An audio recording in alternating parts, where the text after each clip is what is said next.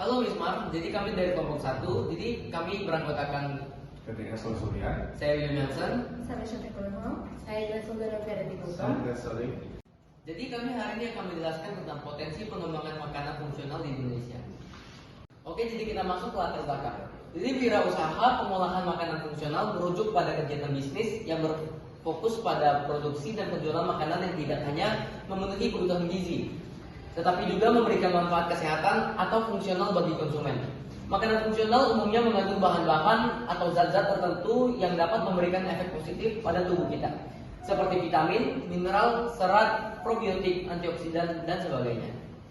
Oke, jadi pengembangan makanan fungsional di Indonesia.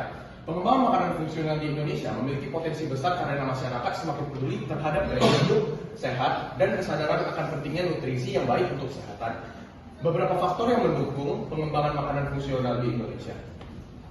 Oke, jadi yang pertama ada keanekaragaman sumber daya alam, yang kedua pasar yang berkembang, yang ketiga dukungan dari pemerintah, yang keempat potensi ekspor, dan yang terakhir peningkatan kesejahteraan yang tinggi.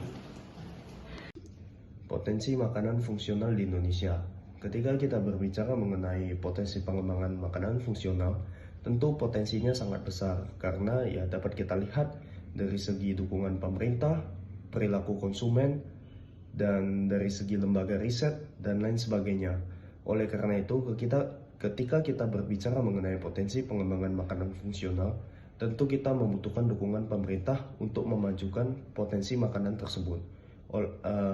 Oleh sebab itu, potensi makanan fungsional sendiri apabila mendapat cukup perhatian dari pemerintah, tentu saja kita dapat bersaing dalam pasar lokal dan tidak menutup kemungkinan untuk dapat bersaing dalam skala internasional. Tentu berikut peluang-peluang usaha lebih rinci dalam pengembangan makanan fungsional di Indonesia. Yang pertama yaitu produk kesehatan gigi. Jadi pengembangan makanan atau minuman yang membantu kesehatan gigi seperti produk yang kandungannya fluorida alami, antibakteri untuk mencegah karies gigi. Yang kedua, dapat seperti makanan fungsional pada anak-anak. Produk makanan yang dirancang khusus untuk anak-anak dengan kandungan nutrisi yang mereka butuhkan dalam pertumbuhan dan perkembangan mereka, seperti makanan tinggi kalsium untuk tulang dan gigi yang kuat. Lalu ada juga makanan yang berbasis buah-buahan dan sayur-sayuran. Manfaat kekayaan buah-buahan dan sayuran ini mengembangkan makanan fungsional yang kaya akan serat, vitamin, antioksidan untuk meningkatkan kesehatan. Terus lalu ada produk kesehatan untuk usus dan makanan fungsional untuk menanggulangi penyakit-penyakit tertentu. Jadi banyak makanan-makanan fungsional yang dapat diubah menjadi lebih menarik dan lebih menjadi daya tarik untuk setiap masyarakatnya.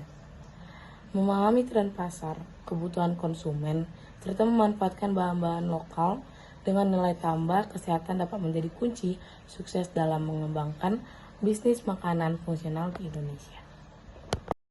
Nah, sekarang saya akan menjelaskan tentang kesimpulan.